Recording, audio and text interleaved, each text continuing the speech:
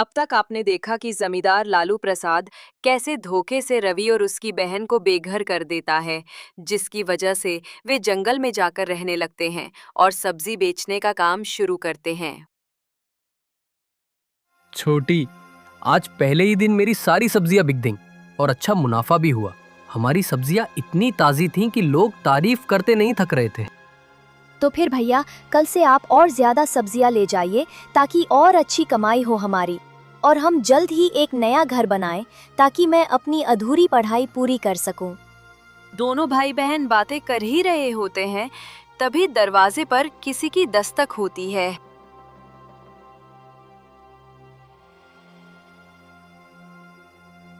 अरे भाई, कोई है अंदर?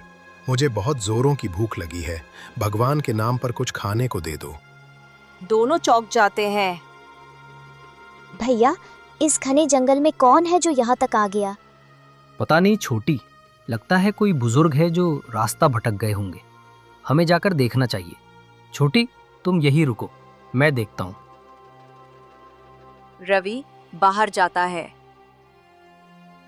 वो देखता है कि एक बुजुर्ग आदमी जिनके शरीर पर फटे पुराने कपड़े हैं वहां खड़ा है। रवि आश्चर्य से उनसे पूछता है, बाबा, आप कौन हैं और इस घने जंगल में क्या कर रहे हैं? बेटा, मैं इस जंगल के रास्ते से वीरपुर जा रहा था, पर रास्ता भटक गया हूँ। मुझे बहुत भूख और प्यास लगी है बेटा। क्या तुम मुझे कुछ खाने को दे सकते हो? रवि थोड़ा डरता है पर मना नहीं कर पाता। हाँ हाँ बाबा, क्यों नहीं, आप अंदर आइए। रवि उस बुजुर्ग को अंदर ले जाता है और खाट पर बैठा देता है। छोटी, बाबा के लिए अंदर से कुछ खाने को ले आओ, बेचारे सुबह से भूखे हैं। हाँ भैया, मैं अभी लाती हूँ। मनु तुरंत अंदर जाकर खाना और एक गिलास पानी लाकर बाबा के सामने रख देती है। बाबा, आप खाना शुरू कीजिए। बेटा, तुम भी बैठो, साथ में खाना खाते हैं। बाबा, हम लोगों ने खा लिया है, अब आप खाइए। फिर वो बुजुर्ग खाना खाने लगता है। खाना खत्म करने के बाद वो रवि से कहता है, बेटा, तुम्हारा बहुत बहुत शुक्रिया। अगर आज तुम ना होते तो शायद मैं इसी जंगल में भूख और प्यास से मर जाता। बाबा, इसमें मैंने कुछ नहीं किया है। जो कुछ किया है उसने ही किया है। अगर शुक्रिया अदा करना है तो उसका करें, मेरा नहीं। क्योंकि बाबा, उसकी मर्जी के बिना तो एक पत्ता भी नहीं हिलता। और रही बात खाने पीने की, तो आपकी रोजी आज हमारे घर ही लिखी थी, इसीलिए आप हमारे दरवाजे तक आ पहुंचे। नहीं तो आप कहाँ और हम कहाँ। रवि की बातों में समझदारी झलक रही थी। उस बुजुर्ग को रवि के अंदर एक अलग सी चमक दिखाई दी। बुजुर्ग के मन में उनके हालात जानने की इच्छा जाग उठी। हाँ बेटा, वो तो है, पर तुम लोग यहाँ इस घने जंगल में क्यों रह रहे हो? मुझे कुछ समझ नहीं आया कि बात क्या है। बाबा, वो बहुत लंबी कहानी है। अब मैं आपको क्या बताऊं? जो मेरे साथ हुआ, भगवान ऐसा किसी के साथ भी ना करे। बेटा, तुम्हारे साथ ऐसा क्या हुआ जो तुम ऐसा बोल रहे हो? अगर तुम्हें बुरा ना लगे तो तुम मुझे बता सकते हो सकता है कि मैं इसका कुछ हल बता सकूं। रवि सोच में पड़ जाता है। क्या हुआ बेटा? क्या सोच रहे हो? क्या तुम मुझे अपना नहीं मानते? नहीं बाबा, ऐसी बात नहीं है। तो फिर कैसी बात है बेटा कि तुम मुझे बताने में इतना हिचकिचा रहे हो? बाबा, अब क्या बताऊं? वो दिन याद करके आज भी रोना आ जाता है कि कैसे कोई अपना बनकर ही अपनों को पराया कर देता है। फिर रवि उस बुजुर्ग को अपने साथ हुई सारी घटनाएं बताता है। कैसे जमींदार लालू प्रसाद ने उन्हें धोखा देकर घर से निकाल दिया और कैसे वो जंगल में आकर रहने लगे। फिर वो बुजुर्ग आदमी रवि से बड़ी विनम्रता से कहते हैं, बेटा, तुम्हारे साथ बहुत बुरा हुआ है, पर अब जरा भी मत सोचो, बस आगे बढ़ते रहो। तुम्हारी किस्मत अब बदलने वाली है। ये लो बेटा, तुम ये पोटली रखो। इस गरीब के पास तुम्हें देने के लिए इसके अलावा कुछ नहीं है। और बेटा, अब मुझे जाने की इजाजत दो। इतना कहकर वो बुजुर्ग उठते हैं। तभी रवि उन्हें रोकता है। बाबा, शाम हो गई है और आपको जंगल से निकलते निकलते रात भी हो जाएगी। इसलिए आज आप हमारे साथ रहिए और कल सुबह की पहली किरण के साथ यहाँ से चले जाइएगा।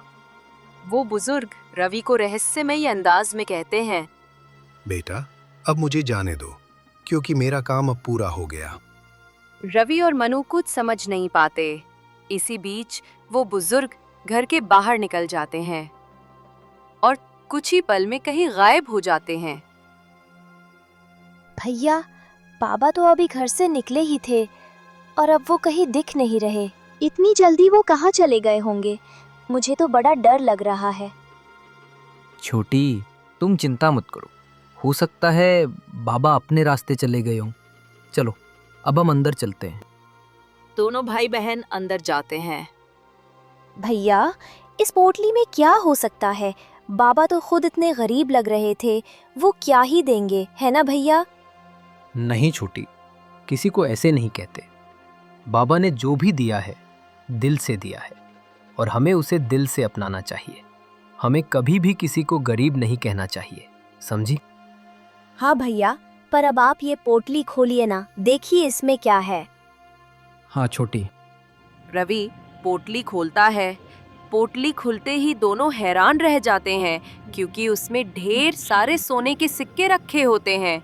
उन्हें यकीन नहीं होता कि भला वो बुजुर्ग जो इतने साधारण लग रहे थे, उन्हें इतना खजाना कैसे दे गए। देखा छोटी, मैंने कहा था ना, वो बाबा साधारण इंसान नहीं थे, बल्कि इंसान की शक्ल में हमारे लिए कोई दूत थे। भैया, अब हमारे पास किसी भी चीज की कमी नहीं रहेगी। ये सब आपकी मेहनत और आपकी सच्चाई का फल है। दोनों भाई बहन बहुत खुश होते हैं। और छोटी, हम ढोलकपुर वापस लौटेंगे, अपना नया घर बनाएंगे और वहीं अपनी फल सब्जियों का व्यापार शुरू करेंगे और उस जमींदार और सेठ मणि दास को भी सबक सिखाएंगे, ताकि उन्होंने जैसा हमारे साथ किया वैसा कोई और के साथ ना करे। रवि ठान लेता है कि वे ढोलकपुर लौटकर उनसे हिसाब लेंगे, जिन्होंने उन्हें कभी भी सुख से जीने नहीं दिया था।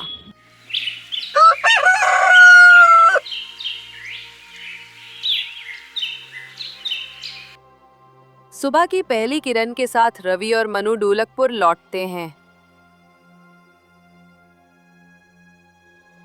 रवि और मनु सीधे राघव के पास जाते हैं।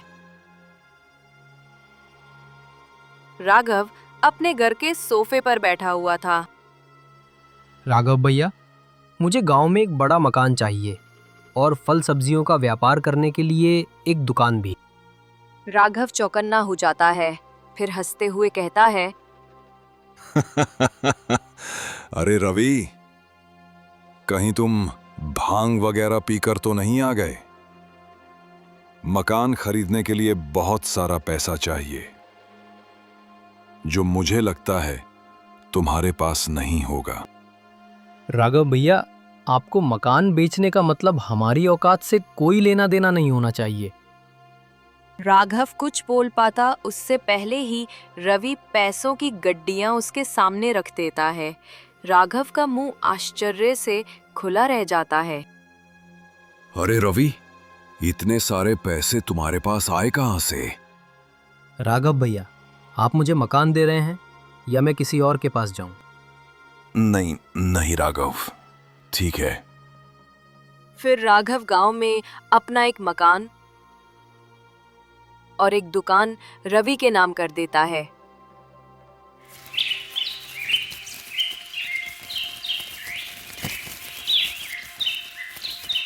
अगली सुबह रवि अपनी दुकान को फलों और सब्जियों से भर देता है।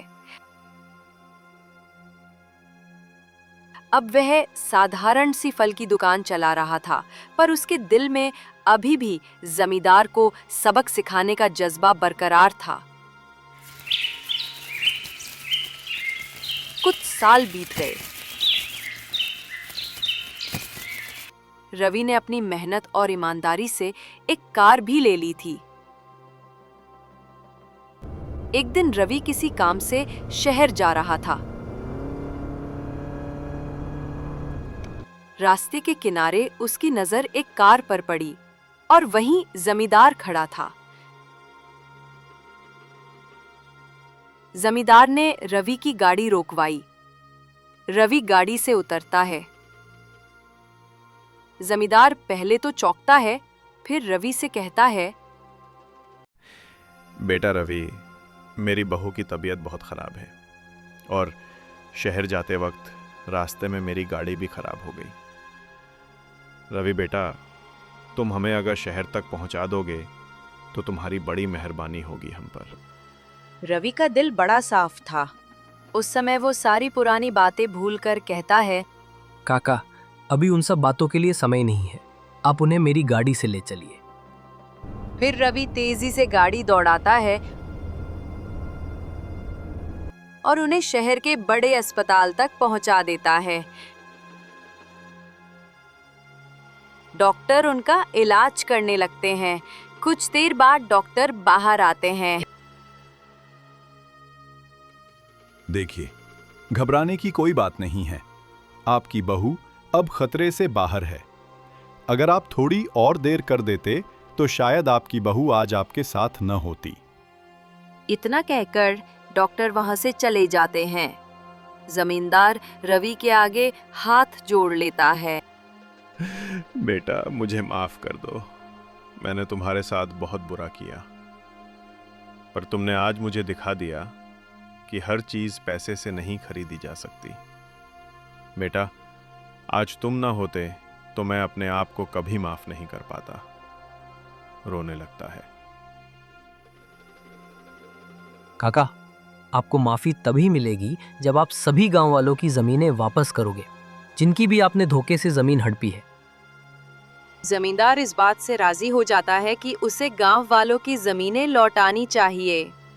गांव पहुंचकर जमींदार सभी गांव वालों के घरों और खेतों के कागज लौटाने लगता है।